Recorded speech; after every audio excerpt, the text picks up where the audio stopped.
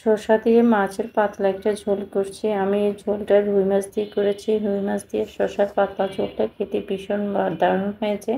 আশা করছি রেসিপিটা আপনাদের কাছে ভালো লাগবে। সহজ রেসিপি শেয়ার করলাম। যারা এখনও সাবস্ক্রাইব করেন প্লিজ চ্যানেলটিকে সাবস্ক্রাইব করতে ভুলবেন না, পাশে থাকা বেল বাটনটি অন করে দিবেন। চলুন তাহলে এই শসার পাতলা রেসিপিটা আমি কীভাবে তৈরি করছি রেসিপিটা আপনাদের সাথে শেয়ার করে। প্রথমে আমি রুই মাছ দিয়ে যে রান্না করব, রুই মাছগুলোকে একটু লবণ হলুদ মেখে রেখে দিব প্রায় 20 থেকে 25 মিনিটের মতো। তাহলে মাছের ভিতর লবণ হলুদটা ঢুকবে আর মাছটা খেতে ভালো লাগবে। তারপর মাছগুলোকে আমি ভেজে নেব। এরপর যে আমি বড় সাইজের 2টা শসা নিয়েছি, এখানে 1.25 কেজির মতো শসা নেওয়া হয়েছে। এগুলোকে আমি কেটে সবগুলো আমি রান্না করব না, কেটে পরিমাণ মতো 1 কেজির মতো আমি রান্না করব। আর 2টার সাথে আলু দিয়ে দিব মোটা মোটা করে কেটে। শসাগুলোকে এরকম মোটা করে কেটে বুকের অংশটুকু ফেলে দিব। ওগুলো কিন্তু রাখা যাবে না, রাখলে তরকারিটা অনেকটা টক হবে। এরকম মোটা মোটা করে কেটে আলু মোটা মোটা করে কেটে ধুয়ে পরিষ্কার করে তারপর রান্নাতে চলে যাব। আমরা শসাগুলো কেটে নেওয়া হয়ে গেছে। এখন আমি রান্না করার জন্য প্রথমে আমি মাছগুলো যে মেখে রেখে দিয়েছি, মাছগুলোকে একটু তেলে ভেজে নিব। তেলে প্রথমে একটু হলুদ গুঁড়ো দিয়ে দিব। তারপরে মাছটা দেওয়ার সাথে সাথে যেন তেল ছিটে না যায়। তারপরে একটা একটা করে মাছের পিস দিয়ে একটু ভেজে নিব। ভাজাটা একটু কড়া করে ভাজবো না, হালকা ভেজে নিব। আপনারা চাইলে একদম কড়া করে ভেজে নিতে পারেন, কিন্তু হালকা ভেজে নিলে মাছটা খেতে বেশি সফট এবং রসালো হয়। এখন মাছগুলোকে উল্টে পাল্টে আমি ভেজে তারপরে তুলে নিয়েছি। তেলে আমি মাছগুলোকে ভেজে নিয়েছি। তেলেই কিন্তু আমি রান্নাটা কমপ্লিট করব। এখন মাছের যে তেলটা রয়েছে ওই তেলের মধ্যে আমি বেশ কিছুটা পেঁয়াজ কুচি আর কাঁচামরিচ কুচি দিয়ে দিয়েছি। কারণ কাঁচামরিচ শসাতে আমি গুঁড়ো মরিচটা একটু কম ব্যবহার করব। কাঁচামরিচটা দিব ঝালের জন্য। স্বাদ মতো লবণ দিয়ে দিব যেন পেঁয়াজটা দ্রুত সিদ্ধ হয়ে যায়। কাঁচামরিচের পেঁয়াজটা একটু ভেজে সিদ্ধ হয়ে যাওয়ার পরে তারপরে আমি বাকি মশলা দিয়ে দিব। প্রথমে 1 টেবিল চামচের মতো আমি রসুন বাটা দিয়ে নেড়ে চেড়ে কিছুক্ষণ মশলা বাটার গন্ধটা যদি ছেড়ে যাওয়ার পরে আমি গুঁড়ো মশলাটা ব্যবহার করব।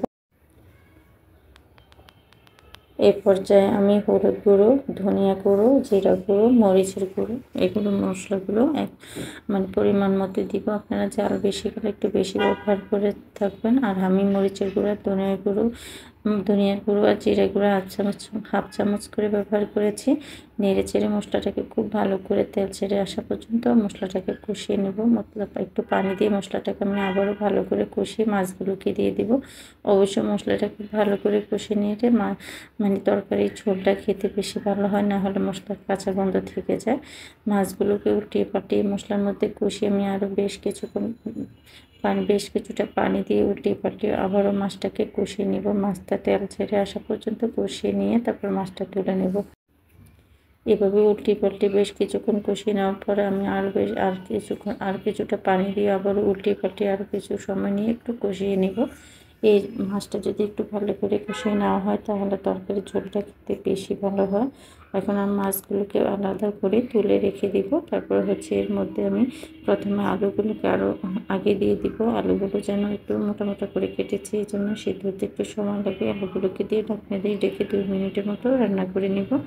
তারপরে যে কেটে রাখা শসাগুলোকে দিয়ে দিব। শসার থেকে বেশ কিছুটা পানি বের হবে, ওই পানি থেকে দিয়ে শসাটা কষানোর মধ্যে প্রায় 80% মতো আমি সিদ্ধ করে নিব। এর আগে কোনো প্রকার পানি ব্যবহার করব না। মিডিয়াম টু লো হিটে ঢাকনা দিয়ে ঢেকে বেশ কিছুক্ষণ কষিয়ে নিব। যে কোনো সবজির ক্ষেত্রে কষানোর মধ্যে যদি সবজিটা প্রায় সিদ্ধ হয়ে যায় তখন সবজিটা খেতে বেশি ভালো লাগে। পানির মতো সবজি সিদ্ধ করতে গেলে কিন্তু সবজিটা বেশি ভালো হয় না। দেখুন সবজির থেকে পানি বেরোচ্ছে, এর মধ্যে প্রায় 90% মতো সবজি সিদ্ধ হয়ে গেছে। এই পর্যায়ে আমি মাছগুলো যে রেখে দিয়েছি মাছগুলো দিয়ে দিব কয়েকটার মতো টমেটো ছোটো করে কেটে নিয়েছি আর কাঁচামরিচ কুচি আর পরিমাণ মতো পানি দিয়ে আমি এখন পরিমাণ মতো পানি দিয়ে ঢাকনা দিয়ে ঢেকে বেশ কিছুক্ষণ সময় রান্না করে তারপর কাঁচামরিচ আর টালা জিরে গুঁড়ো দিয়ে ঝোল খাওয়া হওয়া পর্যন্ত অপেক্ষা করব। এখন সবগুলো আমি একটু উল্টে পাল্টে মিশিয়ে নেব। মিশিয়ে নিয়ে ঢাকনা দিয়ে ঢেকে আরও কিছুক্ষণ রান্না করে নিব। ঝোলটা যেন কম পরিমাণে পাতলা হয় সেই পরিমাণ ঝোলটা দিবেন। চেষ্টা করুন গরম পানি ব্যবহার করার জন্য, তাহলে খেতে বেশি ভালো হয়, তরকারির টেস্টটা ভালো আসে। আমি কাঁচামরিচ আর এখন 1 চা চামচের মতো টালা জিরে গুঁড়ো দিয়ে দিয়েছি। আপনার কাছে যদি ধনিয়া পাতা থাকে তাহলে টালা জিরে গুঁড়ো দেওয়ার দরকার নাই। শসা কাঁচা কলা এগুলোতে এমনি একটু টালা জিরে গুঁড়ো ব্যবহার করি, তাহলে সুন্দর একটা ফ্লেভার আসে। দেখেন আমার রান্নাটা কমপ্লিট, চুলাটা আমি অফ করে দিয়েছি।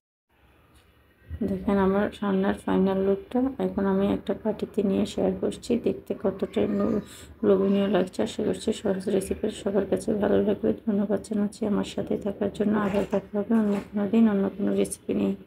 আল্লাহ হাফেজ।